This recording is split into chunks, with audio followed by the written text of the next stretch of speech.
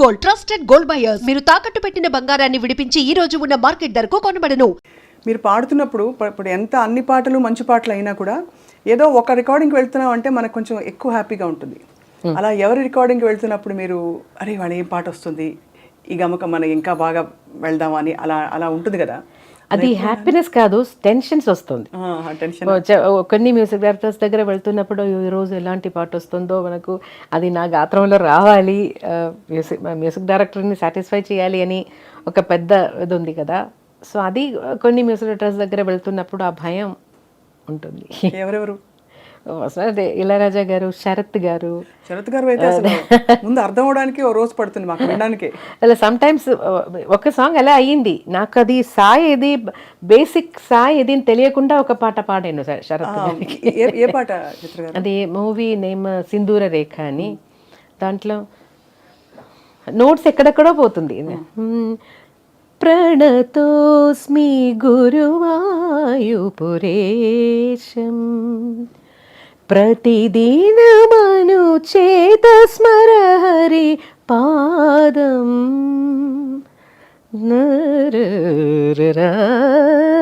పరిపూర్ణమే తరరారరా కరుణానిధే సత్యం వ్రతభరిత తత్వం మమ హృదయం భక్తి స్వరలులితం ప్రణతోస్మి. అదే బేసిక్ సాయి దాన్ని అర్థం అవుతుంది, అయితే ఎక్కడెక్కడ పోతుందో నోట్స్ నొటేషన్ రాస్తున్నప్పుడు చాలా టెన్షన్ అయిపోయాను. శరత్ గారి పాటలన్నీ కొంచెం మీరు ఫస్ట్ పాడింది అంటే ఫస్ట్ లో పాడిన పాట మధురం గాయతి శరత్ గారి. అది ఫస్ట్ కాదు, శరత్ దగ్గర కొన్ని పని చేసిన తర్వాత తీసిన ఆల్బమ్. అదే అసలు అంటే చాలా కష్టమైన పాట. ఆ ఆల్బమ్ లో అన్ని మంచి సాంగ్సే. ఇప్పుడు కూడా అది వింటే చాలా ఫ్రెష్ గా అనిపిస్తుంది. చాలా గొప్ప పాటలు పాడుతూ ఈ క్రమంలో మనం సీనియర్ గాయని మణుల పాటలు ట్రై చేస్తూ ఉంటాం నేర్చుకుంటాం నిజంగా కాన్సర్ట్స్ కోసం అని. అది కూడా ఇంకొక విషయం కూడా చెప్పాలి. మన లిరిసిస్ట్ వైరముత్తు గారు ముందు నేను కేరళ నుంచి వచ్చాను, కొన్ని తమిళ్ సాంగ్స్ కొన్ని తెలుసు, అయితే బాగా ఎక్కువ పాటలు తెలీదు. సో అప్పుడు వైరముత్తు గారు నాకు సుశీల గారు పాడిన ఒక 2 క్యాసెట్స్ ఇచ్చేసి ఇది మీరు నేర్చుకొని మీ గొంతులో పాడి నాకు క్యాసెట్ పంపేయండి అని ఇచ్చేశారు. సో అది నాకు ఒక పెద్ద గుడ్ అడ్వైస్ అండ్ గుడ్ అది మంచిది కదా. సో ఒక్కొక్కటి నాకు టైం దొరికినప్పుడు అన్నీ సుశీల గారి ఏదైనా ఒక పాట ఆ ఆల్బమ్ నుంచి కొత్త సాంగ్స్ రాసేసి అది నా గొంతులో నేను ట్రై చేసి తర్వాత అన్ని సాంగ్స్ పాడేసి నేను వైరముత్తు గారికి పంపించేసాను. సో అది నాకు నా డిక్షన్ ఇంప్రూవ్ చేయడానికి, మ్యూజికాలిటీ ఇంప్రూవ్ చేయడానికి అన్నీ చాలా హెల్ప్ అయ్యింది. అలాగే ఇళయరాజా గారు అడ్వైస్ చేసినది ఎక్స్ప్రెషన్స్ కోసం జానకి అమ్మ సాంగ్స్ విను, దాంట్లో ఒక సిచ్యువేషన్ నేను చెప్తే దానికి ఎలా కావాలో ఆటోమేటిక్గా అమ్మ ఇస్తున్నారు. I don't have to tell her more. నాకు నా మనసులో ఏముందో అది అలాగే అమ్మ పాడతారు అని. సో అప్పుడు అమ్మ పాటలు కూడా చాలా విన్నాను. తర్వాత మలయాళంలో చాలా సాంగ్స్ జానకి అమ్మ ఇద్దరు పాడారు, అయితే కాన్సర్ట్స్ కోసం జానకి అమ్మ సాంగ్స్ చాలా ఎక్కువ నేను ప్రాక్టీస్ చేశాను. సుశీలమ్మ పాటల్లో తెలుగు పాటల్లో ఏమన్నా మీరు ప్రాక్టీస్ చేశారా? పాడనా తెలుగు పాట అది నేడే ఈనాడే తర్వాత అలాంటి కొన్ని పాటలు తెలుసు. సుశీలమ్మ గారు ఎంత మెచ్చుకుంటారు చిత్ర గారి పాటని.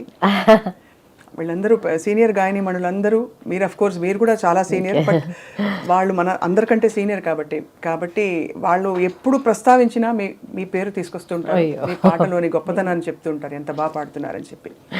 సో గురువు గారు మిమ్మల్ని చూసి చాలా మురిసిపోయి ఉంటారు కదా, మీ పాట విని మీరు ఇంప్రూవ్ అయింది, మీరు పురోగతి సాధించి జీవితం. నేను చెన్నైకి షిఫ్ట్ అయిన తర్వాత అప్పుడప్పుడు ఎప్పుడైనా నాకు టైం దొరుకుతుందో అప్పుడు పోయి నా టీచర్ని మీట్ చేస్తాను. అలా టీచర్ కూడా బిజీగా క్లాసెస్, కాన్సర్ట్స్ అలా టీచర్ కూడా బిజీగానే ఉన్నారు. నేను ఊరు వెళ్తున్న టైంలో ఉన్నారంటే వెళ్ళి చూస్తాను. ఏమంటారు మీ పాట విని, మీ సినిమా పాట విని ఏమంటారు? She is always proud. Always proud of you. She always all వాళ్ళ అమ్మ టీచర్ బయోడేటాలో కాదంటే అన్ని చోట్ల నా పేరు కూడా రాసింది. సంతోషం. ఎంత గొప్ప జీవితం, ఎంత గొప్ప ప్రయాణం చిత్ర గారు. ఇలా కొనసాగిస్తున్న తరుణంలో ఎప్పుడు మీకు అంటే ఇతరుల పాటల స్టైల్స్ మారుతున్నప్పుడు, ఉదాహరణకి నేను ఈ టైప్ పాట పాడలేదే అని ఏమన్నా అనిపించిందా? ఇప్పుడు బాగా బేస్ వాయిస్ వేసి పెప్పీ నంబర్స్ అలాంటిది ఇంకా పాడాలి అని అన్ని పాడని ఇది పాడలేదే అలాంటి బాణి ఏమన్నా అనిపించిందా మీకు? ఫస్ట్ నేను ఇలా రికార్డింగ్ వెళ్ళి అక్కడ అయ్యో నా వల్ల కాదని అయిన ఒక సాంగ్ ఉంది. అది చాలా నాకు ఇబ్బంది అయిపోయింది. నా ఫాదర్ ఉన్న టైంలో, నా ఎంట్రీ టైం అది. అప్పుడు డబ్బింగ్ మూవీస్ వస్తుంది కదా, అది బాలు గారు జానకి గారు పాడే ఒక ఫిలిం, మలేషియా వాసుదేవన్ గారు నేను తమిళ్లో పాడుతున్నాను. దానికి థియేటర్కి వెళ్ళి అలా పాట వాళ్ళు వేస్తారు కదా మనం నేర్చుకోవడానికి. పాట వింటే డిఫరెంట్ నవ్వు. మెయిల్ లైన్ ఒక లైన్ పాడితే జానకి గారు నవ్వు, అదన్నీ ఒక్కొక్క నవ్వు డిఫరెంట్. అయ్యో నాకు ఆ టైంలో నవ్వంటే ఫేస్లో వస్తుంది, శబ్దంలో రాదు. అయ్యో నేను చాలా భయపడినాను. నేను అప్ప దగ్గర నా ఫాదర్ దగ్గర చెప్పాను, నాన్న will go, I can't do this, నాకు నవ్వు రాదు. ఫస్ట్ ఆఫ్ ఆల్ నర్వస్నెస్ అని కొత్తది కదా, నాకేం తెలియదు. గట్టిగా నవ్వాలి, డిఫరెంట్ సేమ్ నవ్వు కాదు, ఆ నవ్వులోనే వేరియేషన్స్. అయ్యో నా వల్ల కాదని నా అప్ప ఏం చెప్పారంటే, ఎక్కడైనా ఎలాగైనా వచ్చేసారు కదా, ఇప్పుడు నేను పాడనని వెళ్ళిపోతే అది మంచిది కాదు, సో ట్రై చేయి, బాగలేదంటే వాళ్ళు వేరే ఎవరి చేత అయినా let them make somebody else Singh.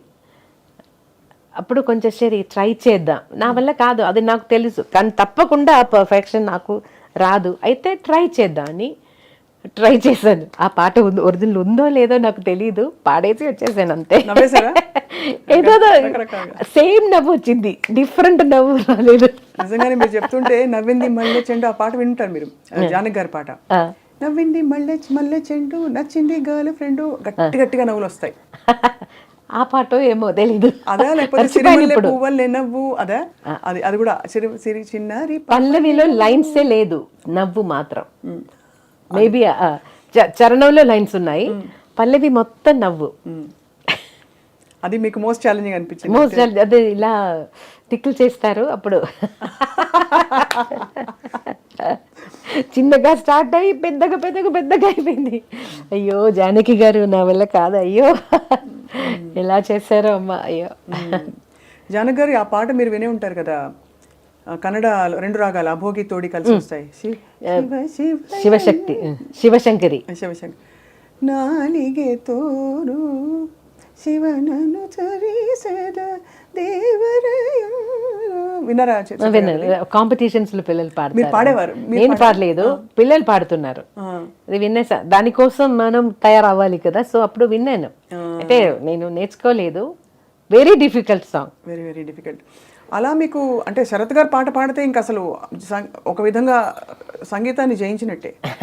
ఎందుకంటే అంత కష్టమైన పాట మీరు పాడేశాక ఇవన్నీ అట్లీస్ట్ ఒక మీటర్లో సాగుతాయి, అక్కడైతే అర్థం కాని కష్టమైన పాటలు ఎలా పాడతారో మీరు అని అందరూ ఆశ్చర్యపోతుంటారు. అంటే చాలా గంటలు మీకు అవలీలగా ఇలా టేక్ ఆర్టిస్ట్ మీరు చిత్రకారని కూడా అంటారు. అదేం కాదు, రిహార్సల్స్ కావాలి, తప్పకుండా రిహార్సల్స్ చేసి రికార్డ్ చేస్తాను. అయితే అప్పుడు అన్ని లైవ్ రికార్డింగ్ కాబట్టి ఏదైనా చిన్న మిస్టేక్ వస్తే కూడా అది అలాగే వెళ్ళిపోతుంది. కొన్ని రోజుల తర్వాత వాయిస్ మాత్రం మిక్స్ చేద్దామని ఒక ఆపర్చునిటీ వచ్చినప్పుడు ఏదైనా తప్పులు ఉంటే సార్ ఆ లైన్ మాత్రం నేను మళ్ళీ ఒకసారి పాడేస్తానని చెప్పేసాను. అయితే ఇళయరాజా గారు మాత్రం అదే ఒప్పుకోరు. లైవ్లో పాడేశారు కదా, నేను కరెక్షన్స్ అడిగాను. అప్పుడు ఇప్పుడు ఇది ఇలా let it be like this, but ఫ్యూచర్లో మళ్ళీ పాడుతున్నప్పుడు ఇలాంటి మిస్టేక్స్ రాకుండా చూడు అని చెప్పేస్తారు. అప్పుడు బాధ లేదా? బాధ కాదు, అదన్నీ అడ్వైసెస్ కదా.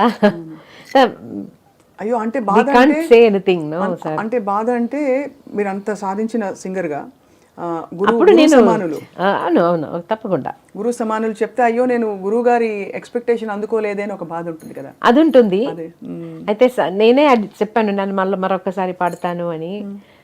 అది వదిలే ఇది ఇలాగే let it be like this, will do it next song